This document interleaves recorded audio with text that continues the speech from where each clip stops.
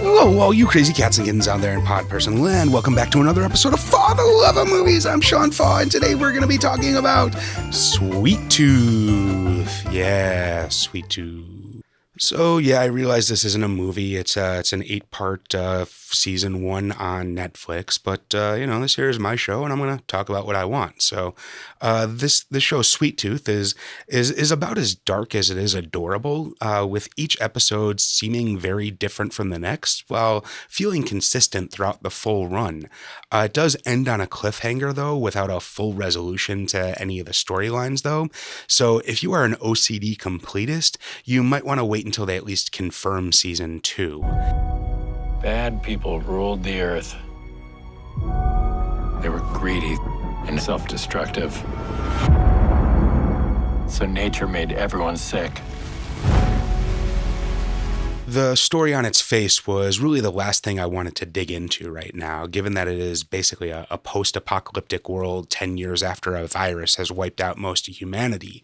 I mean, it really just seemed a bit too soon for all that. But the twist here is that there was some mutation that caused all the babies that were born afterwards to have some sort of a animal-human hybrid mutation to them.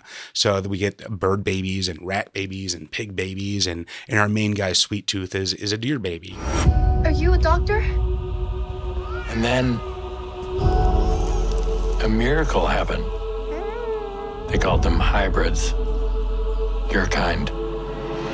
And now it would be really easy to get lost way up your own ass about this high concept, light sci-fi conspiracy and intrigue shit. And normally that is totally my jam. But here they went the more human route of making the story much more about the people dealing with these things than the concepts themselves.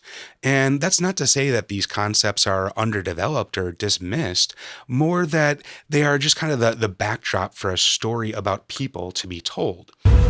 Is it your job to live a full life? But some bad people are still out there, Gus. And you certainly get plenty of information across the 8 episodes. And as a viewer, you have a fairly complete understanding of the world, or as complete as is necessary at any time. But at its core, that stuff all matters much less than these people in these moments. If I hear a voice, I will run. if I see a human, I will hide. We have reason to believe that you are harboring an animal child. Come here, little freak. And the performances themselves were all pretty great and charming and endearing even. But the glaring exceptions might be the bad guy army general dude that really had some serious Dr. Robotnik cartoon vibes going on. And then there's also the nosy neighborhood watch lady that was basically just a sitcom trope of every annoying neighbor. The last men have made it their mission to eliminate hybrids. But we've made it ours to protect them. Beyond those two, though, everyone else was playing it pretty straight.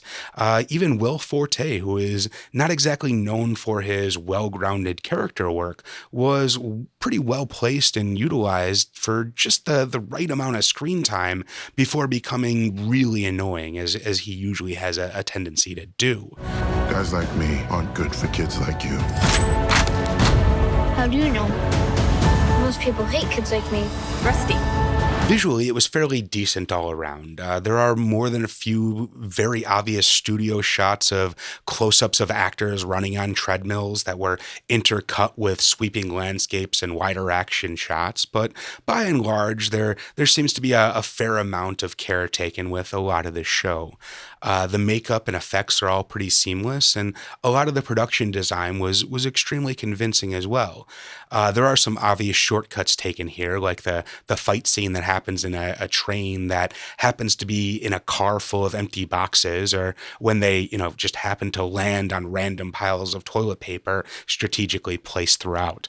But that's all pretty forgivable, and mostly just because you like these characters, and you it's an enjoyable adventure. Where's Colorado? What's in Colorado? I heard there's a safe place for kids like me. If you go out there alone, they'll have your head by morning.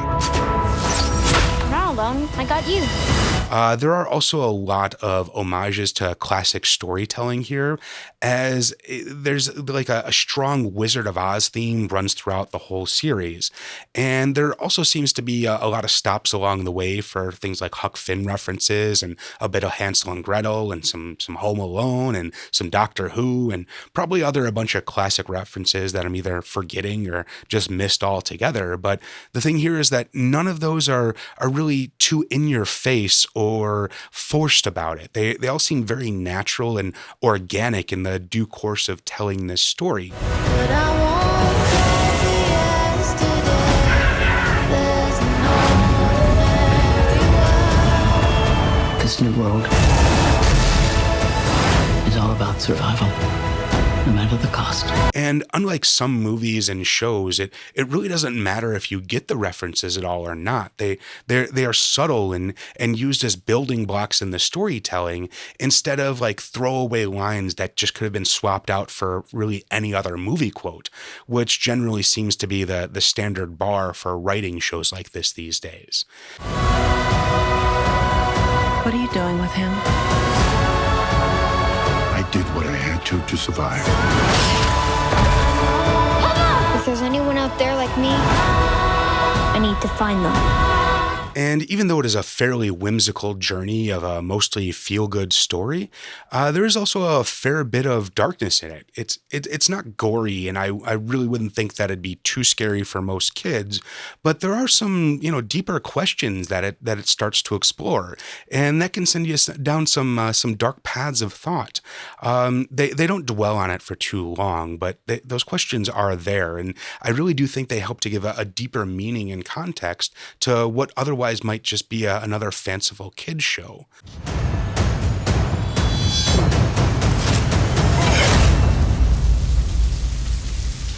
Thank you.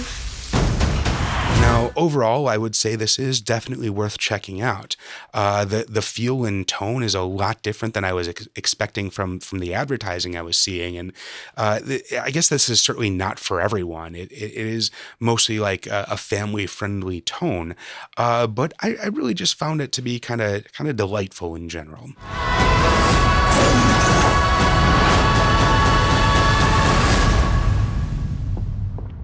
That little dude's got hope coming out of every pore.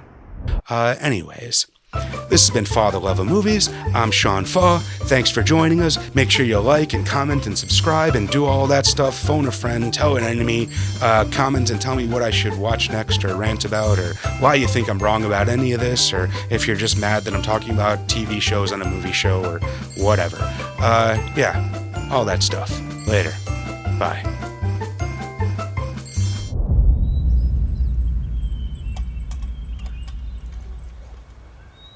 Once upon a time,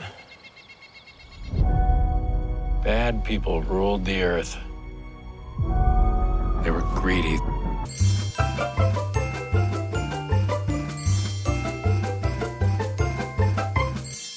Sorry, folks. Park's closed. That's a moose. That's not a deer. There's no moose in this.